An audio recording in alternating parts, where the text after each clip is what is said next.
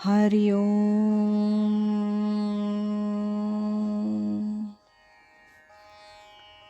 पूजनीय स्वामी भक्त डॉक्टर सुषमाताई वाटवे यांनी लिहिलेल्या स्पर्श परिसाचा या ग्रंथमालिकेतील पहिल्या भागाचं वाचन आपण ऐकत आहोत.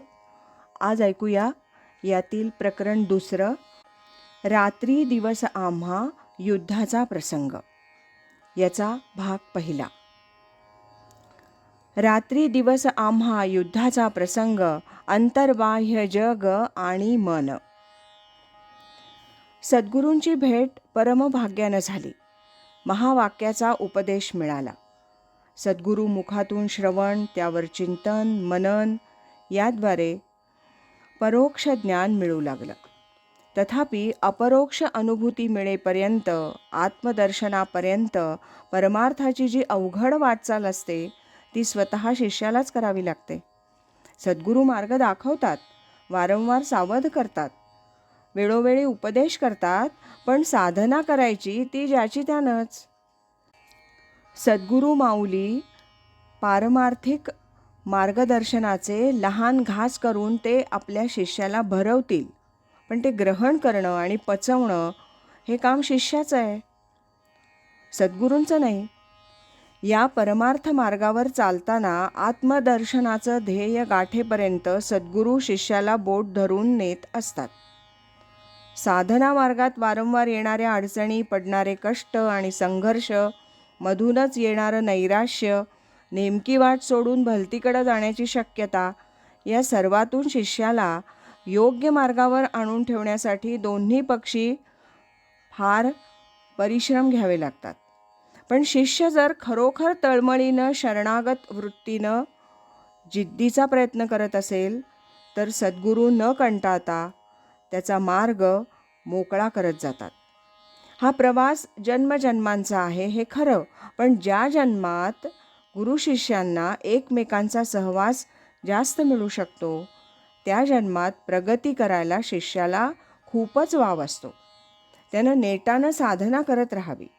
साधना म्हणजे एक ध्याननामादी अंतरंग साधनेच्या आधारे आतील मीचा शोध घेणं, आणि दुसरं बाहेरच्या प्रकृतीतील रज तम कमी करून सत्वगुणाची वाढ करून स्वरूपबोधाला अनुकूल अशी प्रकृती बनवणं. असा दुहेरी प्रयत्न जर साधक सावधपणाने सातत्यानं करत राहिला तर त्याला एका जन्मात बरीच प्रगती करणं शक्य होईल.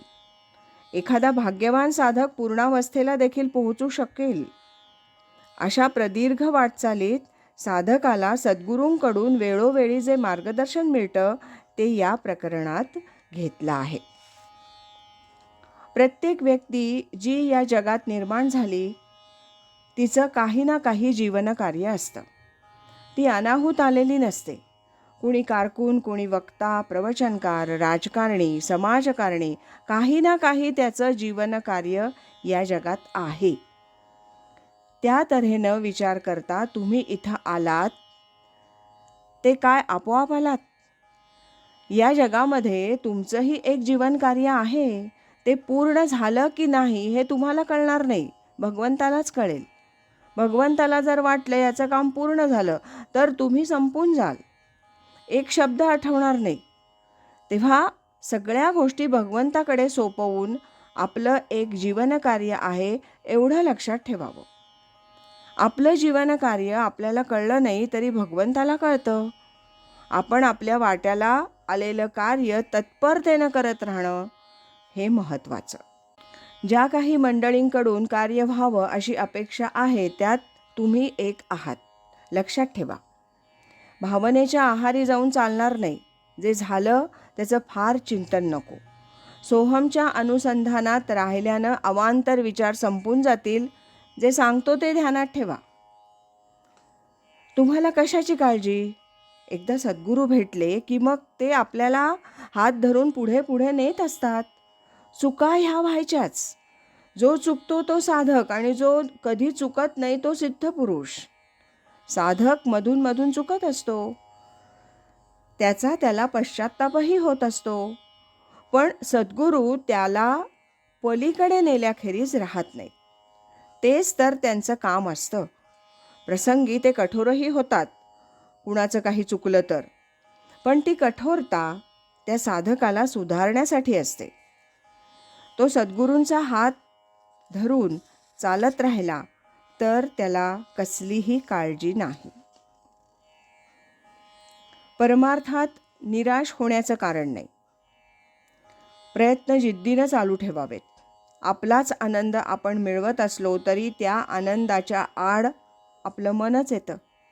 हे मनच सगळी सुखदुःख भोगायला लावतं. म्हणून त्या मनाला फार सांभाळलं पाहिजे. मनात नाना प्रकारचे वेडेवाकडे विचार येतील, पण त्या सर्वांकडे आपण अत्यंत अलिप्तपणे पाहावं. मी देखील तेच करतो. मी जेवत असताना, हास्यविनोद करताना सारखा त्या कर्मांकडे अलिप्तपणाने पाहत असतो. तसं मनात येणाऱ्या विचारांकडेही अलिप्तपणे पाहण्याची सवय करावी. एखादा विचार परमार्थाला अनुकूल असेल तर तो चालू ठेवावा, पण जर तो परमार्थाला प्रतिकूल असेल तर ताबडतोब झटकून टाकावा. जरा देखील मनाला आपल्यावर कुरघोडी करू देऊ नये. सारखं मनाकडे लक्ष हवं. म्हणून नेहमी त्या मनाला चांगल्या गोष्टींचा चाळा लावावा. मी देखील तेच करतो, अगदी सकाळी उठल्यापासून ते रात्री झोपेपर्यंत. आज इथेच थांबूया. या दुसऱ्या प्रकरणातला दुसरा भाग आपण उद्या ऐकूया. सद्गुरु असती अंतरात, सत्शिष्याते जागवीत. हरि ओम तत्सत.